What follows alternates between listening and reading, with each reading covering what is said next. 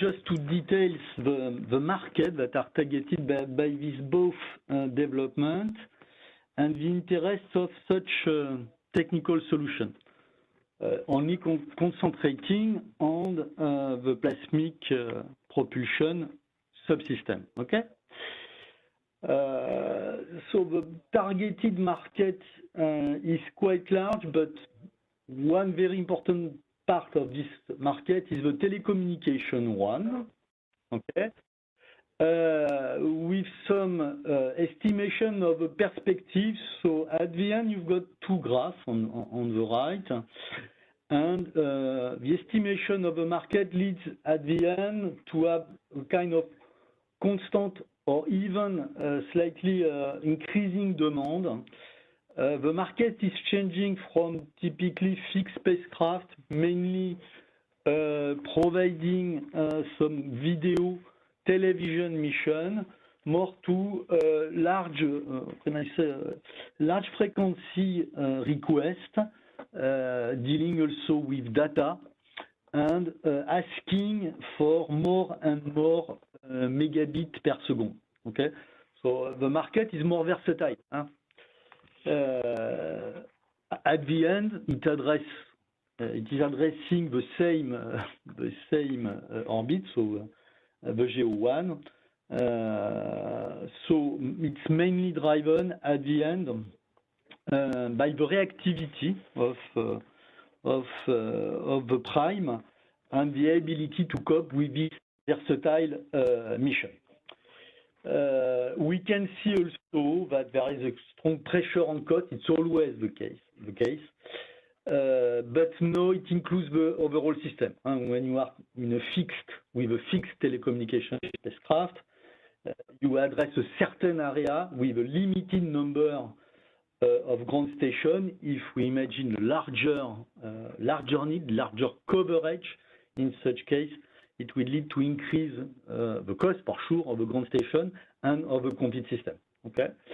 The last graph gives a kind of perspective, so historical heritage in terms of GEO massive, GEO spacecraft. When I speak about massive, it's more than 3 kilowatts, and the forecast in terms of market, so it's globally constant. It depends on our customers, so the main operator in the world.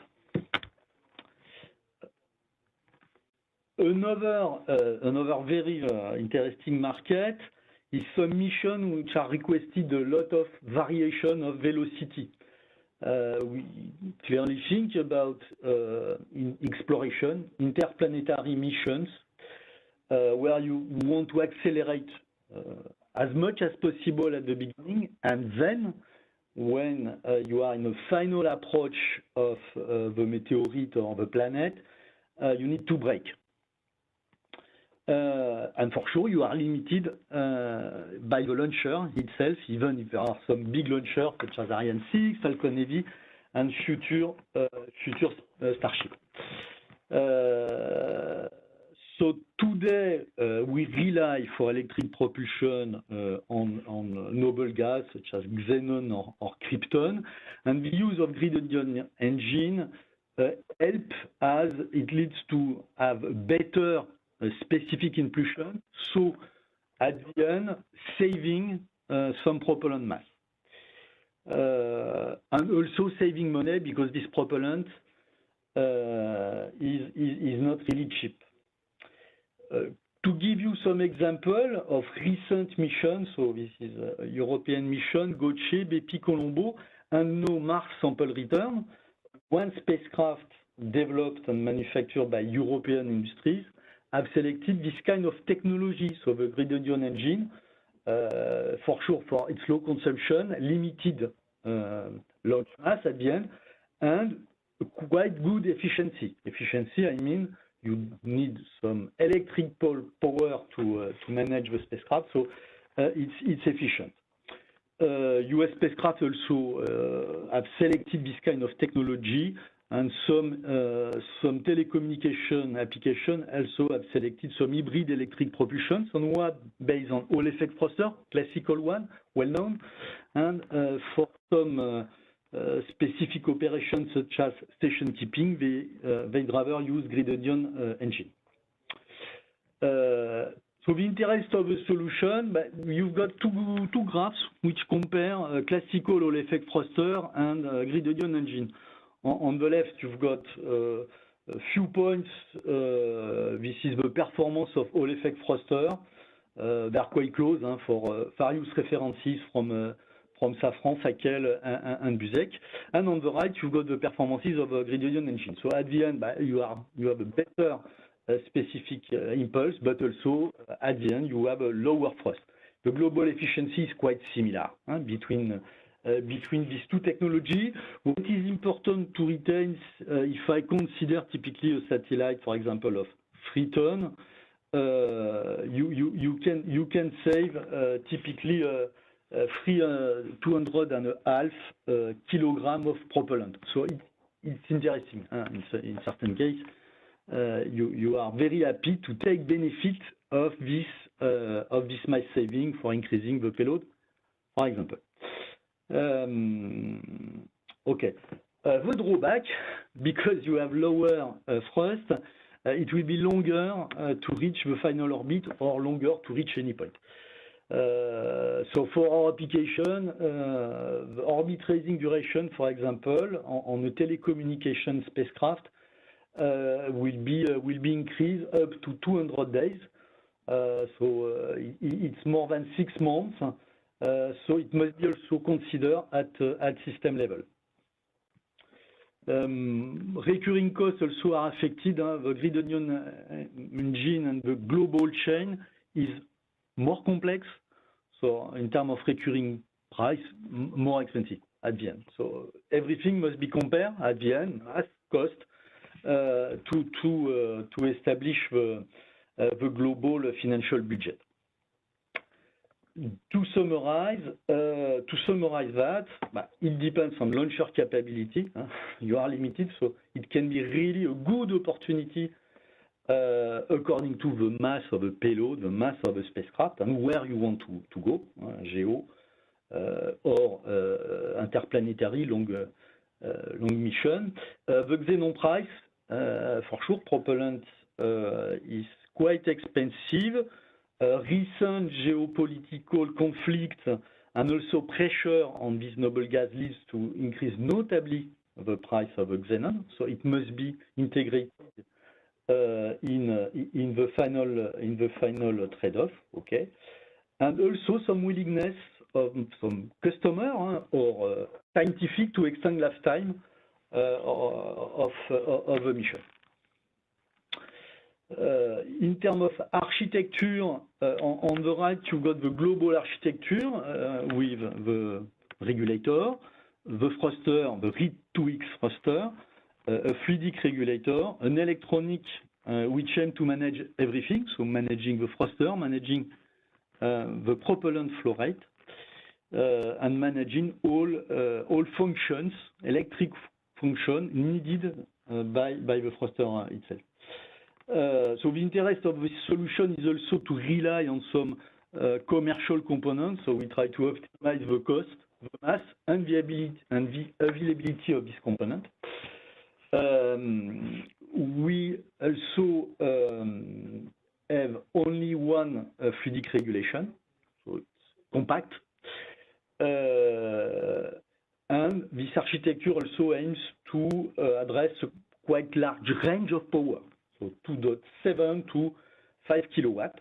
This is the frame of our development, but there are some opportunity to increase the power up to 7, even 8 kilowatt, which remain compatible with a thruster. The objective of our development at the end is to test this global chain and to check that everything is working properly and that the performance are well in line with the requirements. Okay, so you've got typically on this image an example of configuration with a free thruster, for example. So just showing you, for example, for orbit raising that we can use free thruster. that are firing managed by free electronic called PPU. Okay, so it's an example of part of a mission using free chains of GZEP MP development. So thank you very much. I have finished my presentation. Hope it was clear. Thank you, Fabian, for your presentation. It was very interesting. Actually, we have like 6 minutes, maybe, if somebody wants directly to ask a question. It could be an opportunity if somebody wants from the audience to ask something about your presentation. So you just raise the hand. Okay, if I have a few minutes, I can complete also. Or do not hesitate to interrupt or raise hand if you have any question. So just on this slide about the architecture, I believe it's interesting to go slightly deeper. And for example, just to say that this system aims to be really compact. So it's not so common to have all function embedded in one electronic. We think that at the end it's efficient. It clearly helps when you have to do the test, when you have a few electronics, it's quite more complex in case of any kind of defect. And also it's at the end a system which is quite complex because you need to have very high voltage when you want to have a good specific impulse. It's better to increase the voltage. That's the reason why the range in terms of voltage can go up to 1,500 volts. Okay, so all these functions need to be checked for at the end, but also we must be able to tune that, so have a great versatility at electronic level to cope with various operating points. When I present before, for example, when you look to this graph, this is exactly the same graph, but it just exhibits that the performance is different when you need to have some thrust or when you'd rather have some low propellant consumption. So in such case, you select one operating point or another. It's the case on all ion thruster, and it's also the case on the RID2X, which offer a few operating points, so you have to select the proper one according to your need, go faster or lower the final propellant consumption.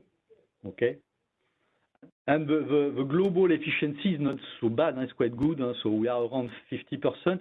When you look today on the market for LEO, for CubeSat, Microsat, and no bigger spacecraft, we are clearly speaking about bigger spacecraft, having an efficiency around 50% is quite good and limits the solar array surface, the power regulation, so is mass and cost effective.